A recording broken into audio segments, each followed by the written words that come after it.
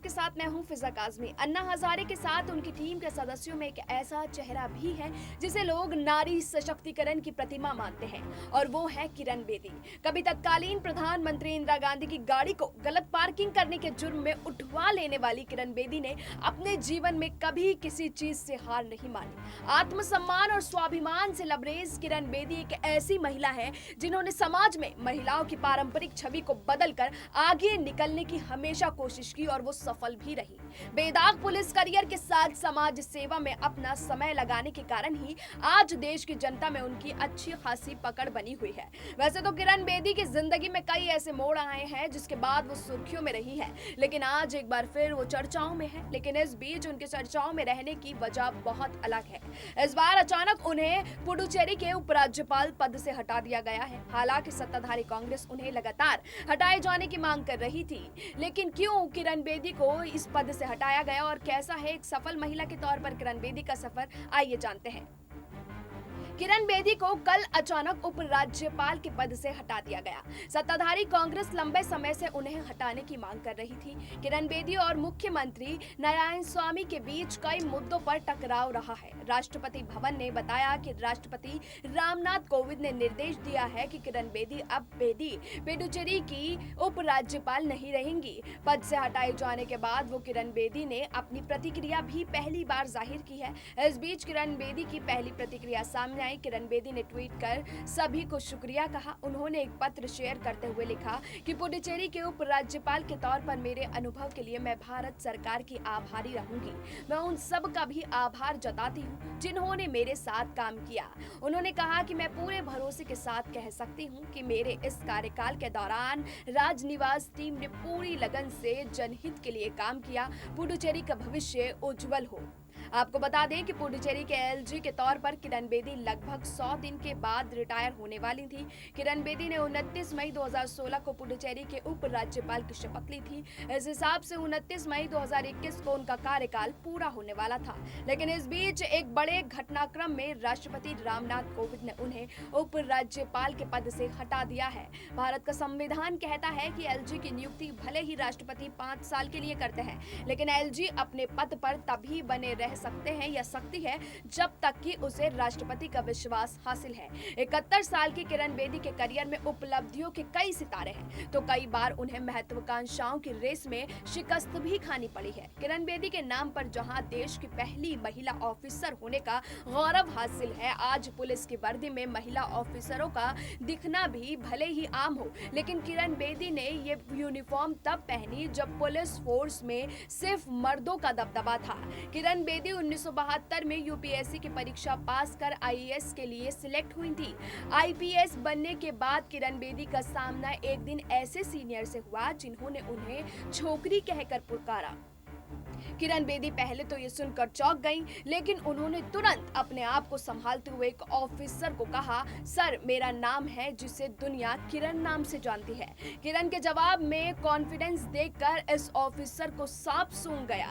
देश भर के किशोरों और युवाओं को किरण बेदी के नाम और काम की जानकारी जीके की किताबों से भी मिल जाती है, जहां लिखा मिलता है कि देश की प्रथम महिला आईपीएस अधिकारी किरण बेदी है। अगर काम की बात करें तो कड़क अधिकारी के तौर पर काम करते हुए किरण बेदी ने कई मुकाम हासिल किए, और जब निर्णय लेने की बारी आई तो उन्होंने कानून तोड़ने वालों के खिलाफ वो जरा भी हिचकिचाई नहीं। दिल्ली ट्रैफिक में काम करते हुए उन्होंने तत्कालीन प्रधानमंत्री इंदिरा गांधी की कार को क्रेन से उठवा लिया था। इसके बाद उन्हें क्रेन बेदी के नाम से भी जाना जाने लगा था। तिहाड़ जेल में तैनाती के समय उन्होंने जेल रिफॉर्म्स पर व्यापक काम किया। कैदियों के कल्याण के लिए जेल में नशा मुक्ति अभियान चलाया। उनके काम से प्रभावित होकर उन्हें मैग्सेसे पुरस्कार से सम्मानित किया गया। दिल्ली पुलिस में कई जिम्मेदारियां संभालने के बाद किरण बेदी ने 2007 में director general bureau of police research and development के पद से इस्तीफा देकर दिल्ली पुलिस से स्वैच्छिक सेवानिवृत्ति के लिए कहा जाता है कि 2007 में किरण बेदी दिल्ली पुलिस कमिश्नर बनना चाहती थी, लेकिन गृह मंत्रालय ने किरण की जगह युद्धवीर सिंह डडवाल को दिल्ली पुलिस की कमान सौंप दी। किरण बेदी इससे बेहद नाराज हुई। उन्होंने पुलिस कमिश्नर के चयन में पक्षपात का आरोप लगाया और कहा कि उनके मेरिट को नजरअंदाज किया गया है। इसके बाद उन्होंने निजी कारणों का हवाला देकर पुलिस सेवा से त्यागपत्र दे दिया। साल 2007 के बाद किरण बेदी सामाजिक कामों में जुट गई। इस दौरान वो कानूनी समस्याओं को लेकर टीवी शो लेकर आई।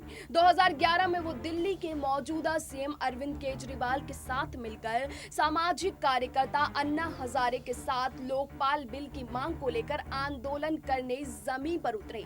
इस दौरान इस आंदोलन को काफी लोकप्रियता मिली। इससे पहले किरण बेदी केजरीवाल के साथ इंडिया अगेंस्ट करप्शन नाम की संस्था से भी जुड़ी रही है। साल 2012 में अरविंद केजरीवाल ने जब आम आदमी पार्टी लॉन्च की तो किरण बेदी के रास्ते केजरीवाल से जुदा हो गए। 2014 के आम चुनाव में किरण बेदी ने पीएम नरेंद्र मोदी के लिए समर्थन मांगा।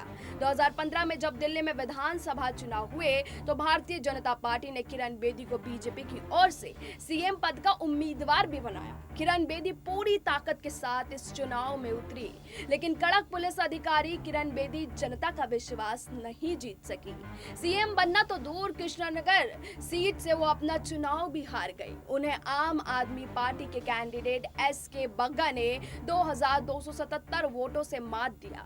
2016 में किरण बेदी का निजी जिंदगी में भी बड़ा झटका लगा। 31 जनवरी 2016 को किरण बेदी के प्रति ब्रज बेदी का निधन हो गया। इसके बाद मई 2016 में उनकी नियुक्ति केंद्र शासित प्रदेश पुडुचेरी के लेफ्टिनेंट गवर्नर के तौर पर हुई। दिल्ली का चुनाव हारने के बाद किरण बेदी के लिए ये नई जिम्मेदारियां काफी चुनौतीपूर्ण तो थी, साथ ही इसकी तरह दिल्ली चुनाव में संघर्ष के लिए उनका रिवॉर्ड भी कहा गया। दिल्ली चुनाव में शिकस्त के बाद राष्ट्रपति भवन से हुई इस नियुक्ति ने उनका राजनीतिक रुतबा एक बार फिर से बढ़ा दिया। किरण बेदी मात्र 3.5 महीने बाद एलजी के पद पर अपना 5 साल का कार्यकाल पूरा करने ही वाली थी। वो पुडुचेरी के राजभवन से एक सम्मानजनक फेयरवेल की तैयारी कर रही थी, लेकिन वक्त से पहले ही उनका फरमान जारी हो गया। कई ऐसे पद हैं जिन्हें किरण बेदी ने संभाला है। भारतीय पुलिस सेवा में पुलिस महानिदेशक, bureau of police research and development के पद पर पहुंचने वाली किरण बेदी एकमात्र महिला भारतीय थी जिसे ये गौरव हासिल हुआ। किरण बेदी ने दिल्ली पुलिस के कई अहम पदों पर कार्य किया है। समय समय पर उनका विभाग बदलता रहा, पर उनके कार्य करने की कुशलता कभी कम नहीं हुई।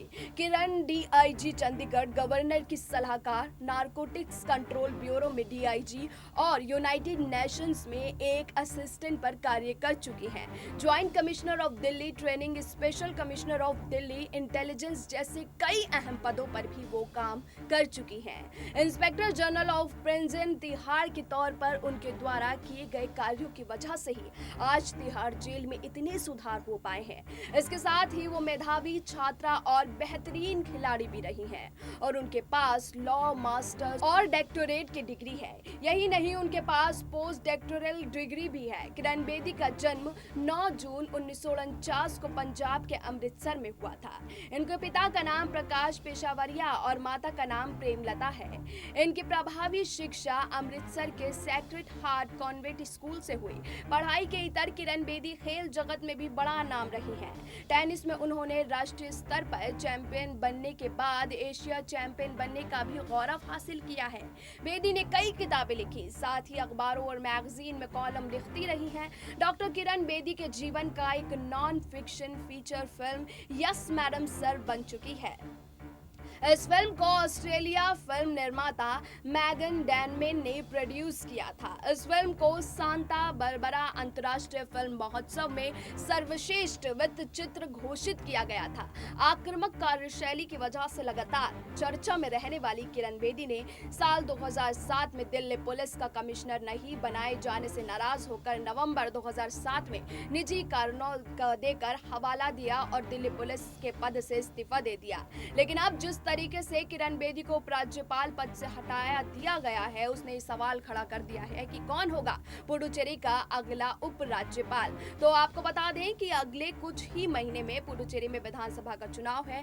सीएम नारायणसामी ने बेदी को हटाए जाने के फैसले की सराहना करते हुए कहा कि ये लोगों के अधिकारों की जीत है। एम स्वामी ने कहा कि उन्हें खुशी है कि तमिल भाषी सौंदर्यजन को पुडुचेरी का अतिरिक्त प्रभार दिया गया है। उन्होंने विश्वास जताया कि वो विकास योजनाओं को लागू करने में मदद करेंगी।